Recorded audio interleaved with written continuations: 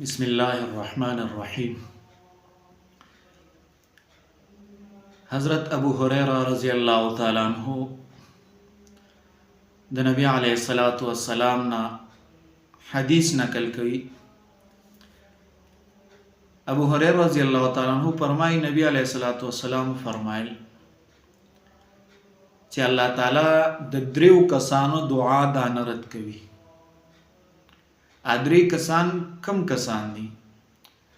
هغه کې لومبه ها کس دی کم چې روزه ونیسلاو د روزې ماتي سټیم کې روزه ماتي دغه وخت نه مخکې د دعا وواړي نو الله تعالی د دعا دانه رد کوي. چې د الله تعالی نه دعا وواړي نو الله تعالی د دعا دا قبلوي. دویم نمبر حاکم بادشاہ چې هغه عادل وي چې کله الله تعالی نه هغه دعا غواړي نو الله تعالی دعا دا رد کوي نه بلکې الله تعالی دعا دا ضرور قبلوي. او دریم هغه کس دی چې کوم مظلوم دی ظلم پیښ وي نو کله چې هغه د الله تعالی نه دعا غواړي نو الله تعالی دا دعا دا رد کوي بلکې دا دعا دا قبلوي. او د دې دریوانو کسانو د پاره د اسمان دروازې دا کولاوي د دې دعا د پاره.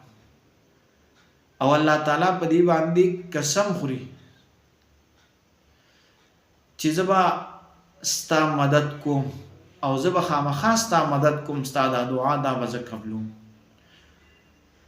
نو چې کم کس روزه نیسي ناغله پکار دي چې دغه وخت کې د الله تعالی نه دعا وغواړي خپل د الله تعالی طرف ته متوجي شي او د الله تعالی نه دعاګانې وغواړي ځکه چې په دې میاشت کې د یو کس بخنه ونه شوه نو د بیا بخن نه کېږي.